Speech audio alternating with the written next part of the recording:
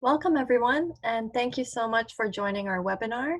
Today we're having a panel discussion with Drs. Jennifer Portz, Karla Washington, Stacy Fischer, Abeba Lakew, and George Demiris on digital health solutions for your COVID-19 research contingency plan.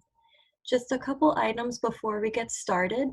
We ask that you please submit all questions for our panel through the Q&A feature, which is a button at the bottom of your screen. And if any questions that come up are more technical, like if you're having trouble hearing, we ask that you please use the chat feature and we'll do our best to help with all of those. So please share your questions and comments at any time throughout today's discussion. And just a reminder, all of our attendees are muted and video cannot be turned on. And also on our panel today is Dr. Catherine Pollock, co-chair of the PCRC. So I think we can get started, and I'll ask Dr. Pollock to please formally introduce our speakers. Sure, Naomi, can you enable my video, please? Sure thing. Thanks.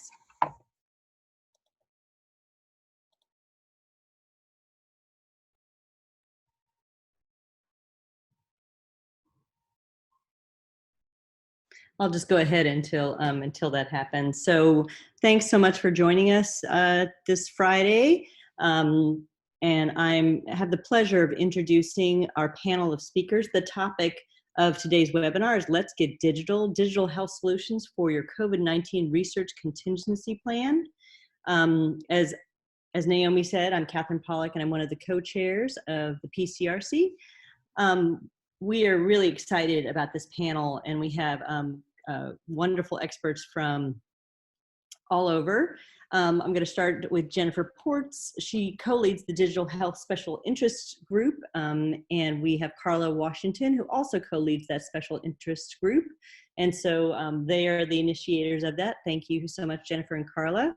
Abeba Lakew is a research specialist with a MSW. She's at the University of Missouri-Columbia, and she recruits participants and facilitates online Facebook support groups. So it's going to be really interesting to hear her perspectives about how to do research with Facebook. We have Stacy Fischer, who is an associate professor in the Division of General Internal Medicine at the University of Colorado School of Medicine, and her research interests focus on health disparities and improving palliative care outcomes for underserved populations. She's the PI of 2 multi-site randomized controlled trials on culturally tailored patient navigator interventions for Latinx with advanced illness. And she serves as the Colorado site PI for the Palliative Care Research Cooperative Group. And then we have George Demiris, who is a PhD at Penn Integrates Knowledge University professor at the University of Pennsylvania. He's in the School of Nursing with a joint appointment in the Department of Biostatistics, Epidemiology, and Informatics. He is a fellow of the National Academy of Medicine and the American College of Medical Informatics, and his research explores innovative ways to use technology and support patients and their families in various settings, including home and hospice care. He's the co-founder of the Hospice Caregiving Research Network and has conducted clinical trials to examine supportive interventions for family caregivers of persons with serious illness. So we have a wide array of expertise on this panel, and I think it's going to be a really great webinar. And I'm going to turn it over to Jennifer and Karla. Thank you so much. We are really excited to have everyone here today. We decided as a group among the panelists and Jennifer and I that we were going to do more of a panel discussion. We've been seeing our fair share of PowerPoints, so we thought on this Friday afternoon or morning, depending on where you're tuning in from, we would skip that. And since we are all in one another's living rooms, we are also going to proceed on a first name basis. So we all invite one another to go ahead and refer to us by our first names. I wanted to briefly give you a little overview of how today's going to go. And then I'm going to be quiet so we can hear from our experts. But briefly, we're going to start with all of our panelists giving just a 5-minute recap of what they've been up to with regard to their research, mentioning if and how it maybe has been affected by COVID. Then we're going to transition into some discussion. So we really appreciate those of you who crowdsourced topics. or rather provided those topics via crowdsourcing, via Twitter, also on our Google group. So we really appreciate hearing from you. We've got some questions organized, and then we're going to open it up. But if at any time you have a question or a comment that pertains to the discussion, we're going to try to monitor that as well. And we hope that we'll get some really good ideas going as you think about whether or not funding agencies are going to be asking for contingency plans amid COVID, and then even if they're not, should we all be so lucky to receive support for our research, how are we going to pull it off, given the realities we live in? So I'm going to be quiet. George, would you like to share just a little bit about what you've been up to? Sure. It's great to be here. My name is George Demiris, and I'm currently working on a clinical trial that's funded by the National Institute for Nursing Research that is looking at a specific behavioral intervention designed for family caregivers of hospice patients.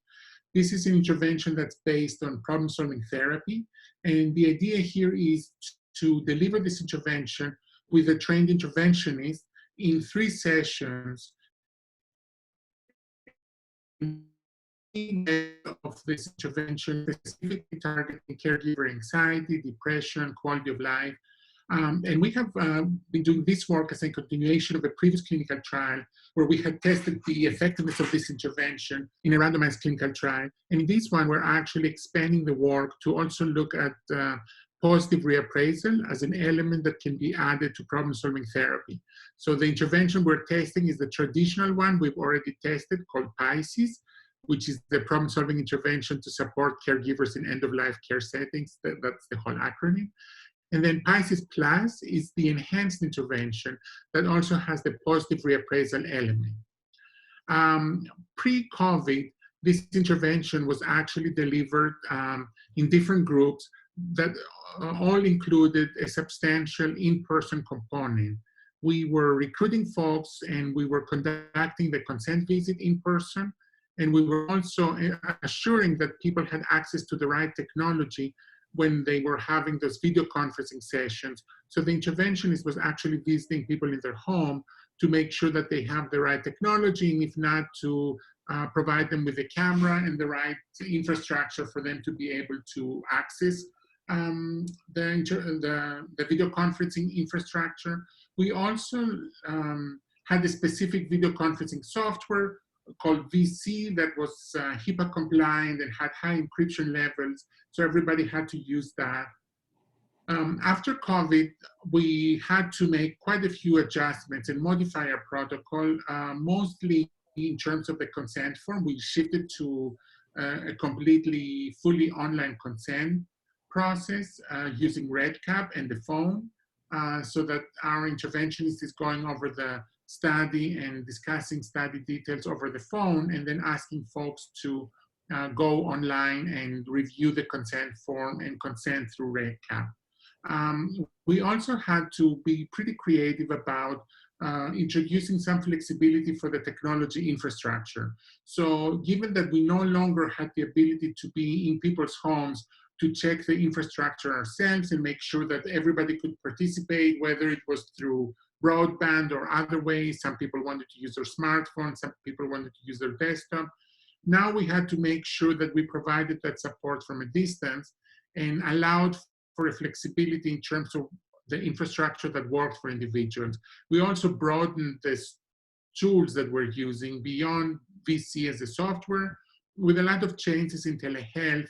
A lot of other software platforms like Skype and FaceTime have been deemed appropriate with the Medicare waiver by CMS, and similarly, IRB has found those to be appropriate for video conferencing. So we introduced a lot of flexibility to make sure that we don't introduce burden to our participants. The traditional phone whenever things cannot work out with the technology. And another change we introduced was that we tried to understand social isolation and loneliness, especially in the context of COVID. And we are adding some secondary research questions to better understand how potential changes in social isolation due to social distancing are affecting the caregiver experience, and how the level of digital literacy and comfort of people with technology may affect their overall acceptance of the intervention, which is now relies so heavily on technology. So in summary, we had to make quite a few modifications. The good thing is we continue to enroll, and our enrollment has increased, potentially because people are more in need of supportive interventions during these very stressful times, potentially because there is an increased census in our participating hospice agencies. For whatever reasons, we have an increased number of participants in the study. And so this was a challenge to make sure that we can provide the required support, given that we no longer see these participants in person.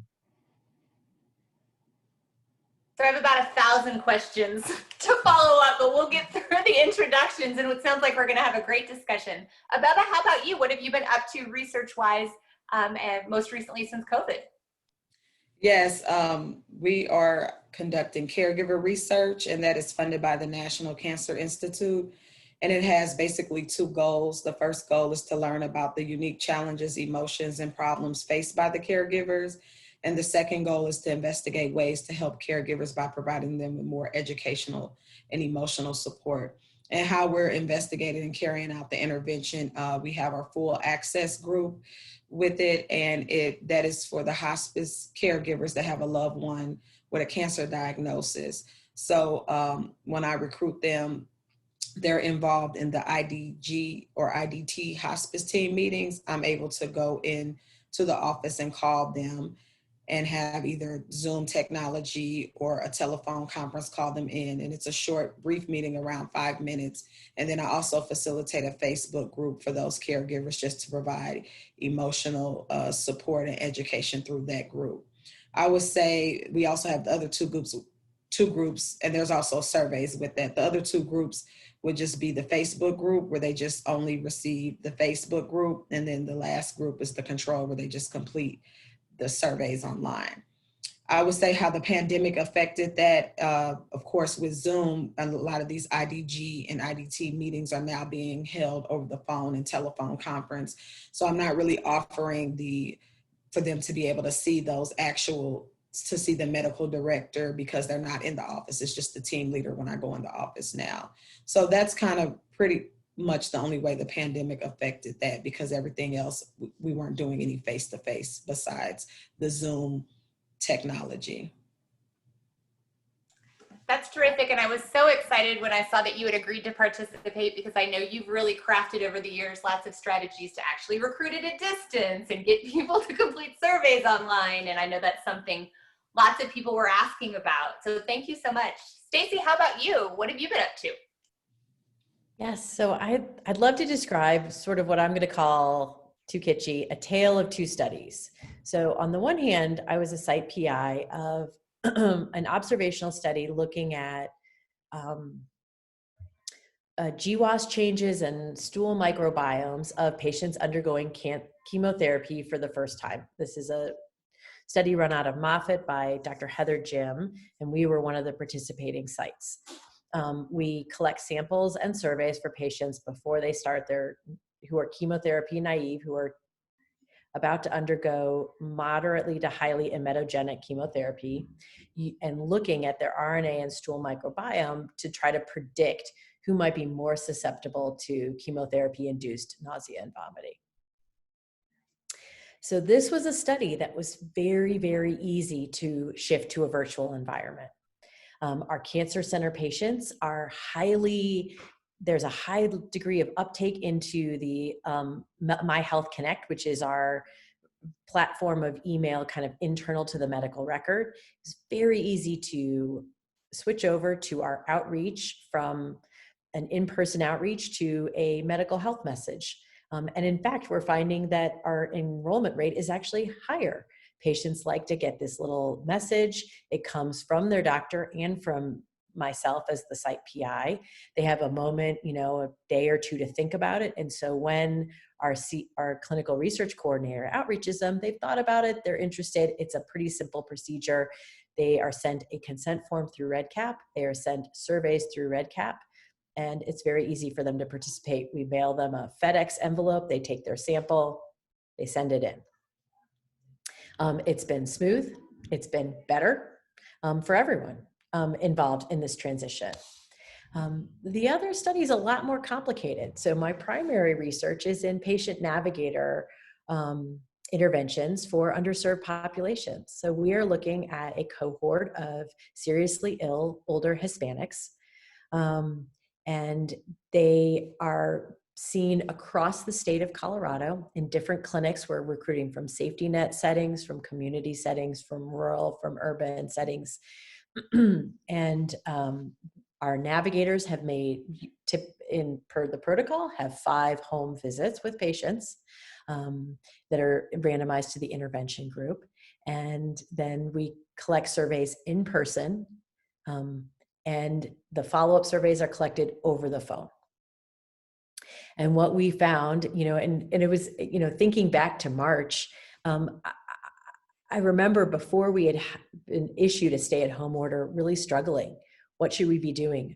And even when stay-at-home orders were issued, our study didn't technically fall under the guidance of umbrella from our university, because all the study activities and the research activities were occurring in the community setting. And so the leadership of the research community really left it to the PIs to make their decisions. We early on said, this doesn't seem right. It doesn't seem right to bring a person from the outside into the home of a seriously ill, vulnerable individual. We're going to stop. And we finished our home visits on the phone. But we were still nearly 40 patients from our enrollment goals. This was a study that was ending. This is a clinical trial that was in the last half of the last year.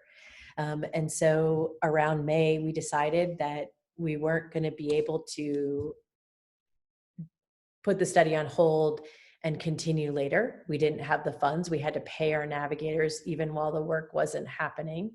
And so what we ended up doing was working to find a way digitally. But it's hard when your population does not have regular internet access. And so we developed a set of screening questions asking them, do you have internet access? Do you have a computer at home? Do you have a cell phone? And then even more complicated, are you on a pay per minute plan? And what we found was that just asking those questions, unfortunately, many people did not have the technology to support a virtual intervention. And so we probably screened out at least half of the sample just by asking the simple set of questions. If a patient was able to have a more generous cellular phone plan, they could participate.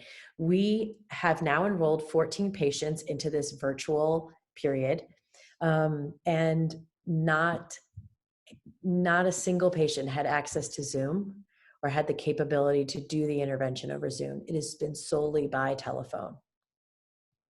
We mail and just as another aside, it's just a complicated process when you can't do a red cap survey.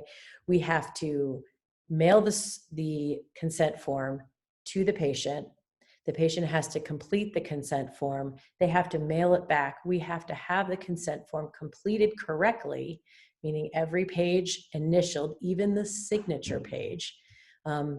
It's signed and dated appropriately before we can even begin to start with measures or randomizations. So it has been a real challenge, and we've had to really work on kind of toolbox language for our navigators in helping them talk to the patients and talk them through the consent form in a way that is engaging and partnering and not condescending, because people get kind of defensive, like I can fill this out, just knowing that oftentimes we'll get it back and there'll be signatures missing or initials missing, and then we can't start. So I would say it's been a really challenging time. It's been a time of tremendous growth. And I hope as a research enterprise for all of us on our own that we're going to learn some really great tools that we will take forward and will really fundamentally change the way we do a lot of research. Well, we've got lots to discuss, I can tell. So I'm going to turn it over. Jenny, do you want to get us started with some of the questions that we crowdsourced? I do. And thanks so much, Stacy, for that summary. I think you really well captured sort of the easiness that technology can provide, but also the sort of challenges that we often underestimate by using digital interventions. And so actually our first question is for George.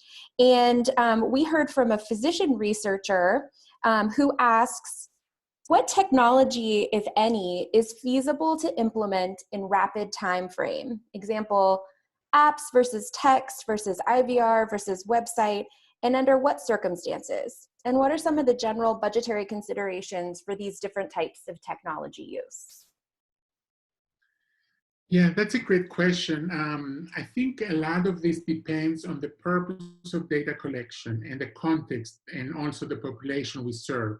So for example, in some cases, there is need for synchronous communication. We need to be able to talk and see and hear each other.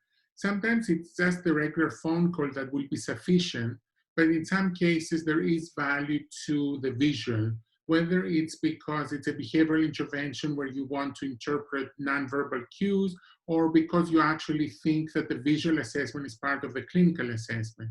So in cases where synchronous assessment is needed, video conferencing solutions are available, and obviously there's a lot out there.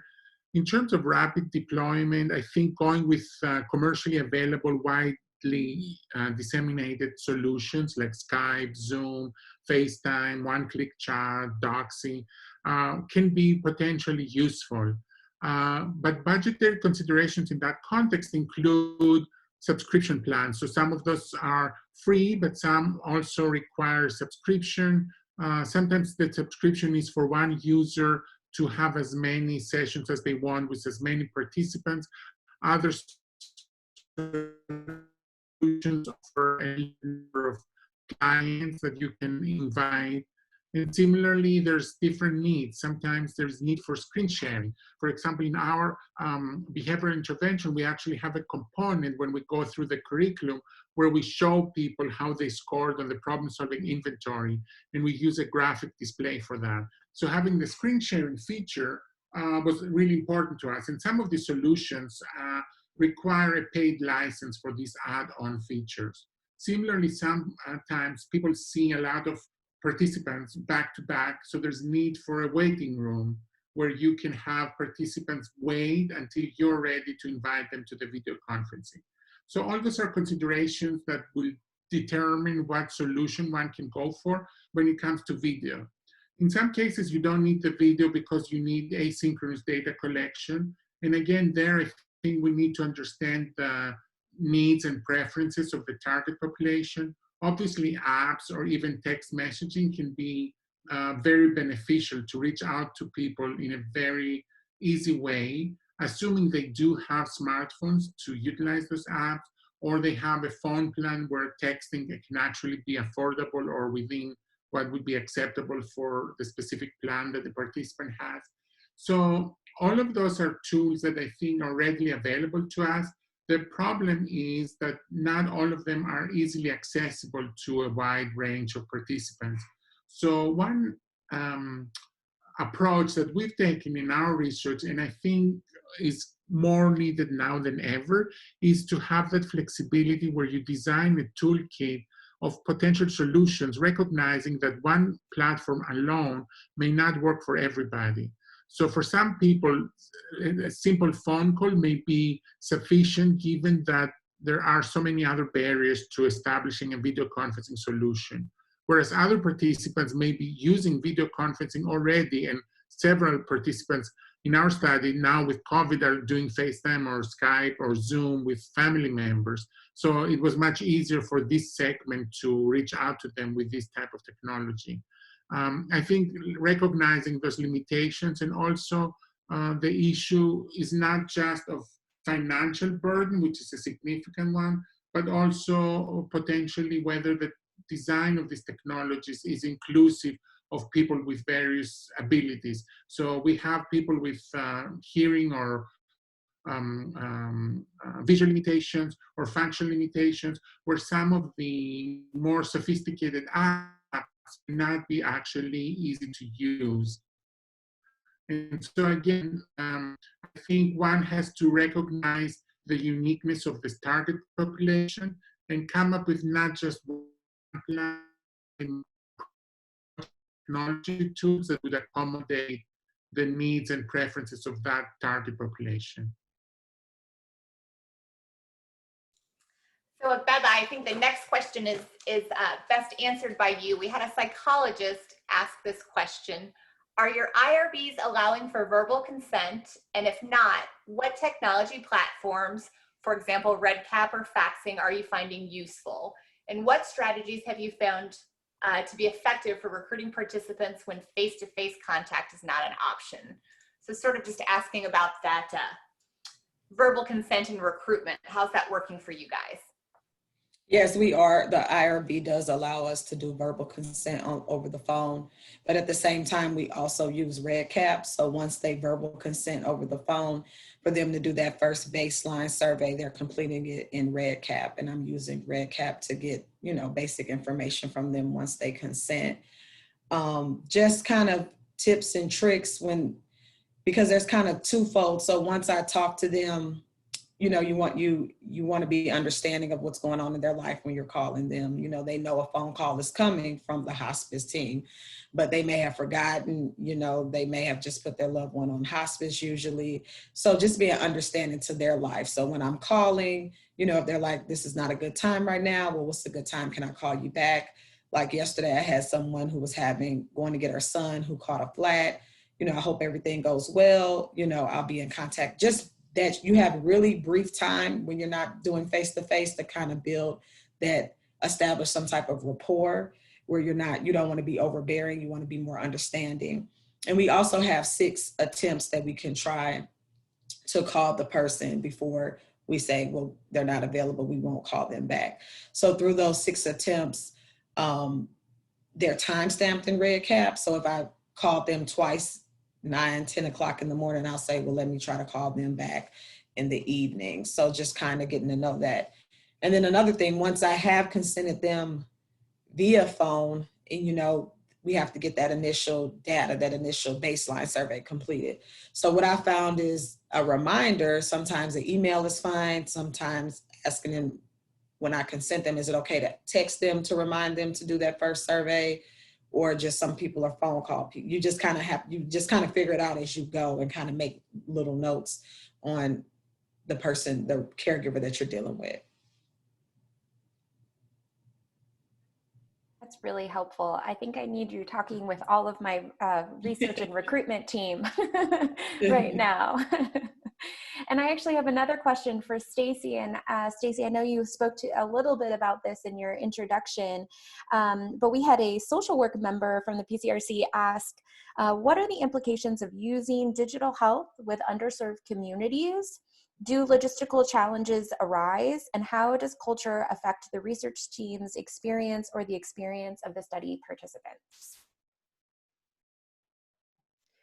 Yeah, it certainly has been a barrier to our work. And again, the patient population that we have enrolled in our study is one that is really, we're just looking at the demographics of who is enrolled so far. There are people that it's about half our population is at or below the federal poverty line. And nearly 40% had not completed high school. So we're working with a very underserved population socioeconomically. And the patients that we have spoken to do not have access. And that's been it's been a real barrier. And, you know, to kind of circle back to the last question, our IRB has not given permission for verbal consent.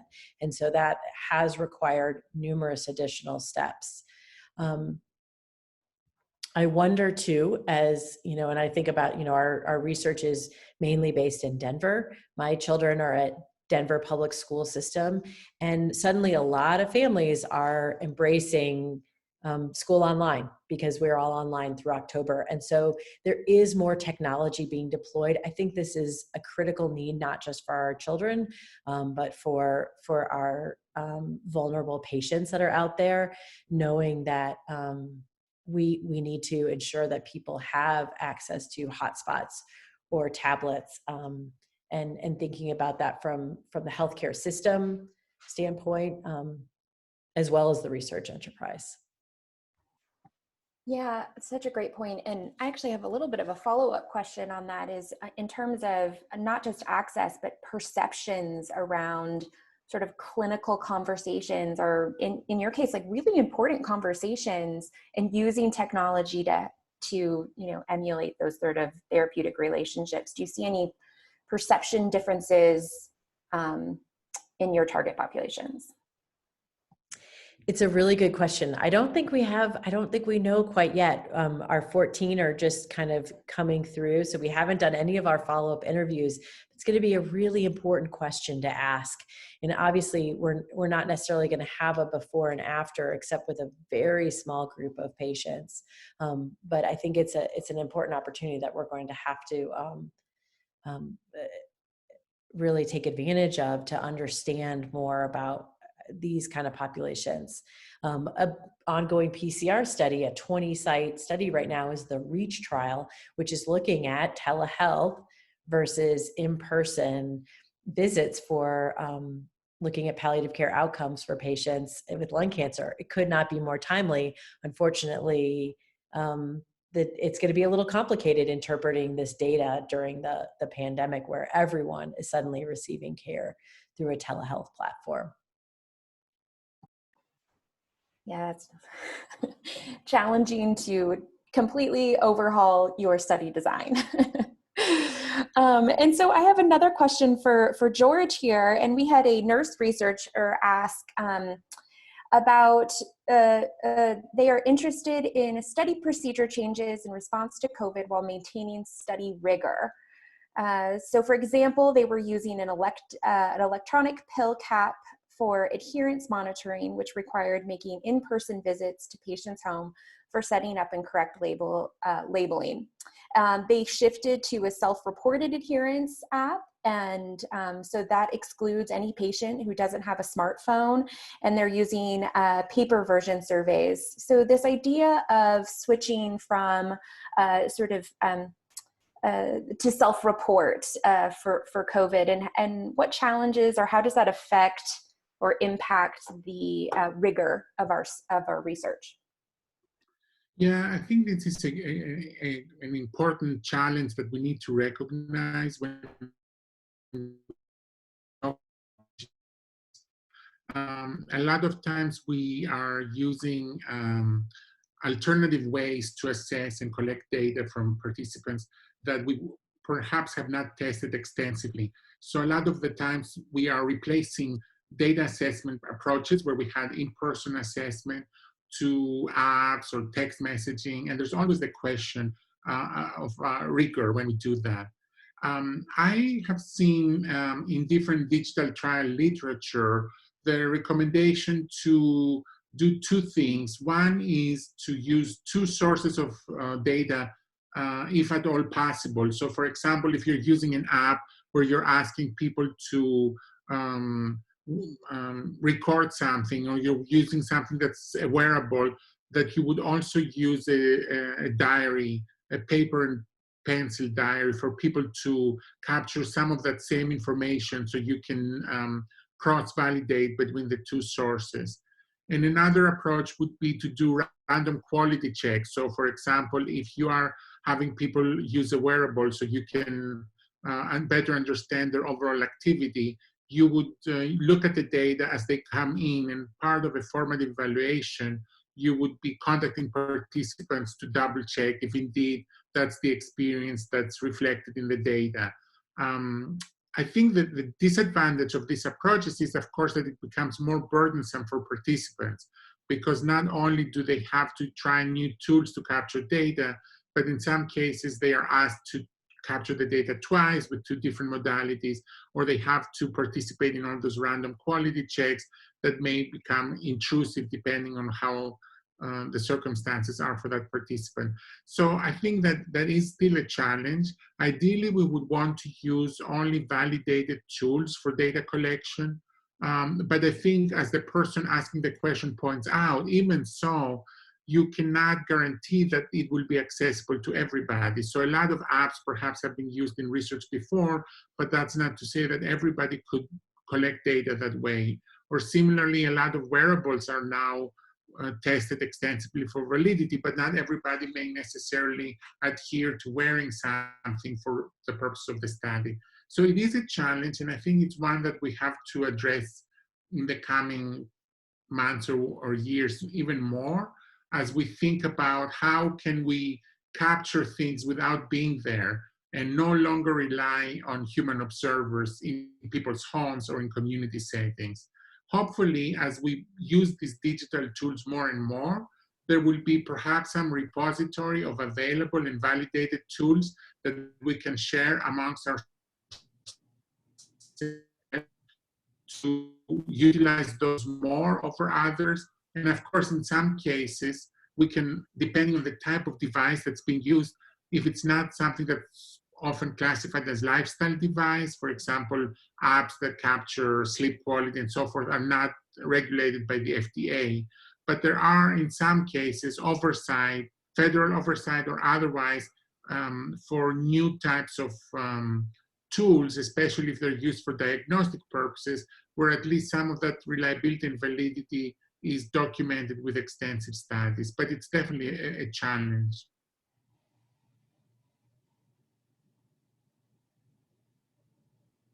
Abeba, we've got another question that I would be curious to hear your thoughts about. A nurse researcher is asking, what basic video conferencing and communication technologies are you using to communicate with study participants and or to deliver interventions to patients and families? And what strategies have you learned about how to best engage study participants via technology? So when we're recruiting them, like I said before, we're just using the phone and calling them to recruit them. But once they come on to the study, as I mentioned before, with those IDG or IDT hospice team meetings, so pre-COVID, we were offering Zoom because everyone was in the room together. So the medical director, the nurses, the social workers are all together in a room. So it was helpful to have the caregivers actually see the people that are speaking, but that's no longer an option. So I would say, with the Zoom, just with that technology, testing it out as the research specialist, going over that with the caregiver before I'm bringing it into the room, because those IDG and those IDT meetings can be very long depending on the hospice. So you don't want to be held up. You know, you're coming in, the hospice has agreed for the study, and then I'm having issues with technology. So just doing a quick run through, if the caregiver has time to do that, I think would be helpful.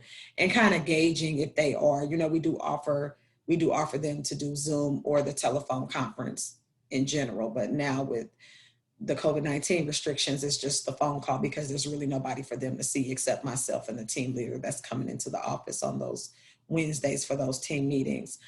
I would say the communication technology to actually deliver the intervention, we can say that we are using Facebook as one of those. So communications, and you know, that can be tricky. I would say having more than one way to whatever technology you're using to get the person in or the participant, because I send a link for them for this private Facebook group and they may not get the link. So I've had to create a back way to create my own professional Facebook caregiver page to where I'm adding them as a friend and easily getting them on. So I would say always having more than one way. Some people get it. I send them the link. They got it. They're in. They're like, I'm in already. And some people are like, I didn't get the link. I don't know what you're talking about.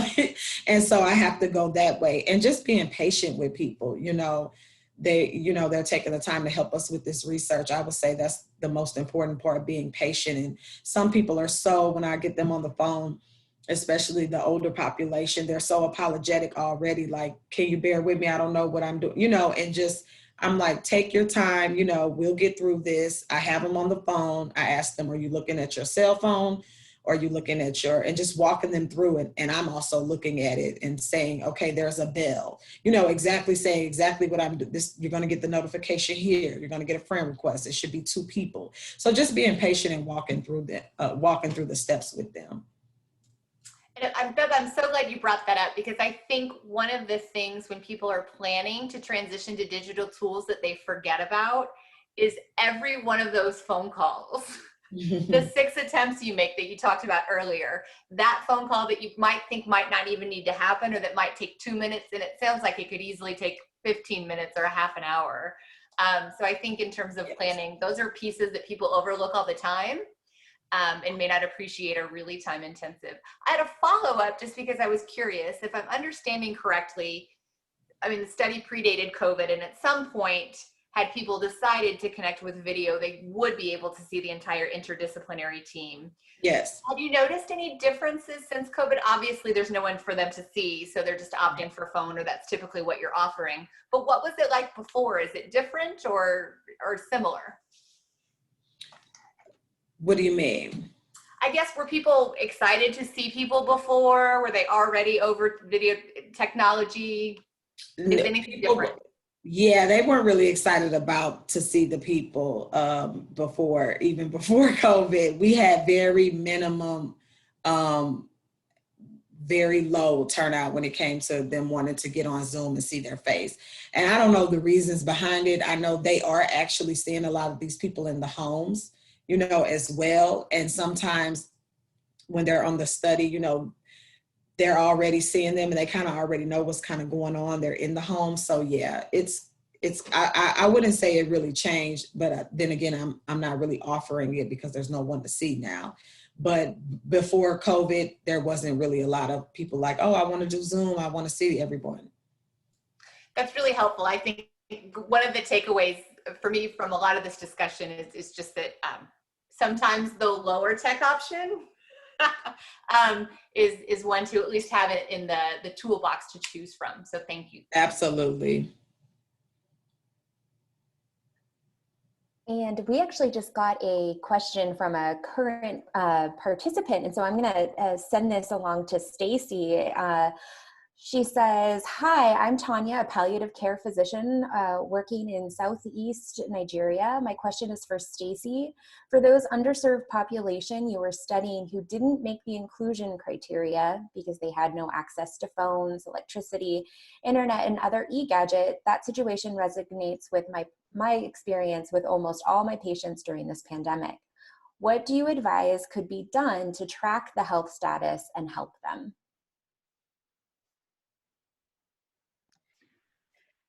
This is a great question, and it's really tough. In addition to, I think what we need to do is have more dispersal of technology, but that's a down the road kind of thing. So an immediate kind of answer to you is I do still think that the peer navigator or peer health community health worker model really speaks to this, although it may not be in the home.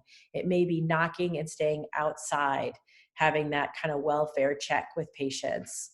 And I think having someone, a trusted member of the community in the appropriate kind of PPE or mask or face shield that makes it a safer encounter is important to say, I'm going to stay outside, but I wanted to check in with you and see what your needs were, is a way to work around the technology. And I think that's originally why these kinds of interventions took hold and showed that they were effective. I think they just need to be slightly modified in the time of the pandemic. Alternatively, having a phone check, but keeping it very brief to respect the fact that we can't have an hour and a half conversation. And it doesn't lend itself to the research world where there are consent forms to complete and a consent process to honor, but can be honored in the clinical setting where you say, I know, but just acknowledging that some people have these very important limitations and that they need to be respected and honored. The other thing that we found with a lot of the community that we were working with is they used WhatsApp a lot. That you can get WhatsApp and maybe, doesn't take the bandwidth or the minutes or the cellular transmission, but it's a way certainly that a lot of our patients communicate with their families that may be still living in, by and large, Mexico for the population that we were working with.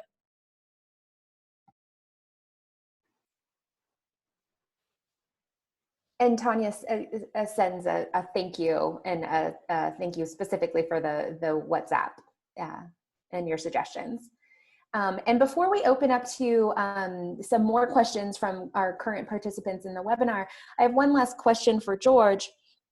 And a physician again asked, what resources are you aware of where researchers can find the prevalence of technology use in different populations to support particular grant applications? Yeah, that's a great question, and one that is important, and one that I ask myself every time I'm preparing a grant. So there are a few resources, and of course, sometimes we need different type of information that may not be readily available. The FCC, the Federal Communications Commission, has a website called the Broadband Map. The URL is broadbandmap.fcc.gov, and that allows you to search by area code, and look at broadband coverage. You can look by specific address, by county, and download that data. So it's a very useful resource if you're interested in trying to make a case for a specific geographic region. When it comes to statistics about a specific type of population, for example, do older adults over 65 use smartphones, or do older adults use less iPads? Those can be difficult to answer, but the Pew Research Center does have reports, and they usually publish them almost annually, that do include statistics around internet and smartphone usage by age group. So when it comes to geographic area, I would say the FCC. There's also sometimes coverage area maps that combine data from different cell phone carriers and vendors, and one can see if there are options in terms of cell phone coverage in a specific geographic area in the US. But I find that it's sometimes hard to find the exact answer, because oftentimes when we prepare these proposals, we are not looking at just the geographic area, we're looking at the subpopulation within the geographic area.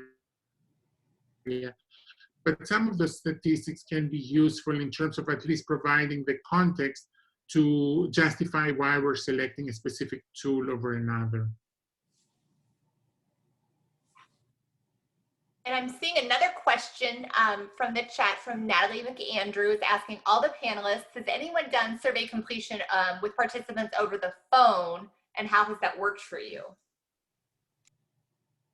I've done some survey questions over the phone. We always offer them that if they don't have access to the computer, or if they just rather do it over the phone for the different groups that they're in. So I have done it. To be honest, I don't really like doing it. It takes up a lot of time, but I like it because they do have that option to read over it. I've had participants sometimes get frustrated, you know, over the phone with it. It can be kind of uncomfortable for me asking them the questions, because sometimes, I mean, we're asking a lot of questions, you know, about their emotions and things they're going through as a hospice caregiver. And, you know, that can trigger even more conversation. So it can even be longer, you know, so, I mean, it almost becomes almost a therapeutic conversation versus a survey, because, you know, you can't really just answer the question one way, you know, well, are you feeling low or down? You know, they're going to explain to you why, and, you know, how hard this is, and especially if that's a new person on hospice. So that is an option. I'm glad it's an option, because, you know, if they don't have access to that, but it kind of, it becomes a lot, you know, even for me talking. I remember the first time I did one, and I was just like, you know, it was a lot, like, ooh, there was a lot of emotions involved in that conversation. So yes. And I think that's such a great point as well, because while we are so glad it's an option for people who don't have the technology, in terms of just the scientific rigor, an hour-long conversation where you talk to a master's prepared social worker about your stress is something. But having done those calls, yeah, when someone tells you, today's been the worst day of my life, next question, also not an option. So yes. What other questions do we have from participants, Jenny, or do you want to maybe look back to some of the things we crowdsourced?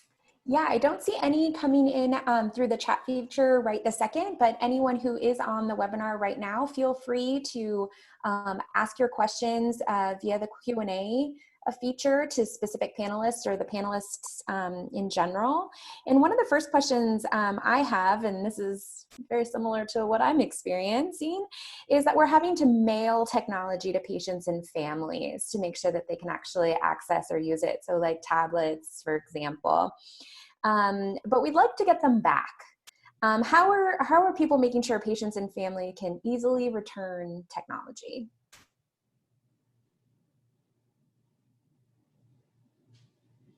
But we did that with access with the group. If they did not have access to a computer or technology, we would mail them iPhones. And it was kind of hard to get them back at sometimes. I don't know how you would ensure to get them back. You know, I think at the moment in the time, you're like excited to get them the technology. But yeah, we did have some who did not return them. But I think it was, Karla, correct me if I'm wrong, like a low cost on how the phone was getting there. So yes, having had the inside scoop, big loss, yeah, I guess. It feels like it would have cost almost as much to ship it back as it cost. So and then also, those are difficult conversations because why are you not getting it back? And you certainly don't want to accuse anyone of taking it, or and then not to mention we're working with really vulnerable populations, and getting you your iPhone 3 back is probably not their biggest priority. But yeah, but other strategies, anybody had success? And among the panelists, or if there are people on the call who've had success getting things back, any tips and tricks, I'll monitor that as well. Yeah, so we have had some cases where, no, please go ahead. Oh, okay. I was going to say, in a local study, we actually had them bring it into their clinic appointment and we would pick them up from there. And that was a pretty easy way. Sorry, go ahead, George. I was just going to say, sometimes to Karla's point, when the technology is low cost enough, then perhaps it becomes part of their remuneration. So we've had cases where instead of giving somebody, let's say, a $50 or $100 gift card for thanking them for the participation, we decided it would be best that they would keep the iPad and get a $25 gift card. In other cases, when the technology is really either very expensive or you have very limited items and you really need it back, I don't know how that can happen in the COVID era, because when we did studies with this type of circumstances, we had an exit visit, so it was easier to just pick up equipment there. I realize and recognize the challenge of having to have that shipped back to you, especially because there was a time when people also, and I don't know if that has necessarily changed, were not really eager to go to the postal office. I mean, people were not willing to ship things, not because they didn't want to return things, but it was a challenge for them to go to the postal office in the midst of the quarantine. There's one more I'm dying to ask, and then I know we need to give the PCRC a few minutes at the end to let everyone know what's coming up.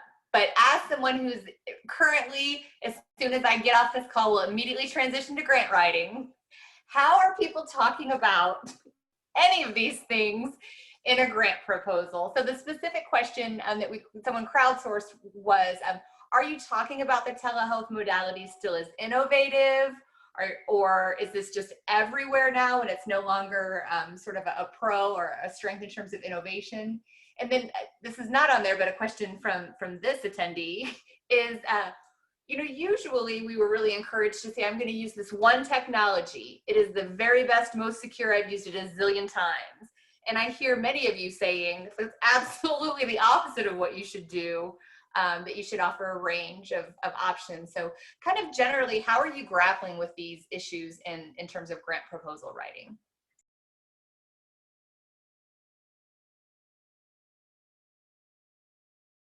I can go first.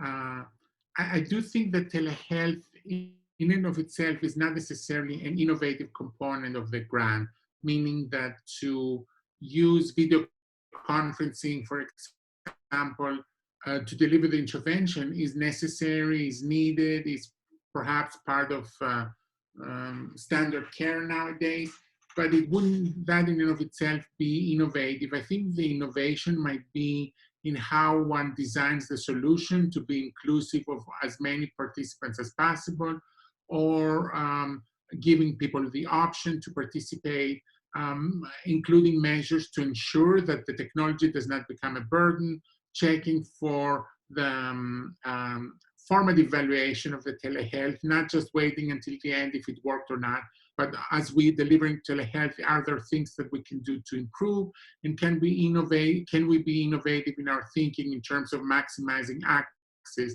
But I think nowadays, just the concept of doing something remotely, just in and of itself, is not an innovative element. There's probably a lot more we could say about that.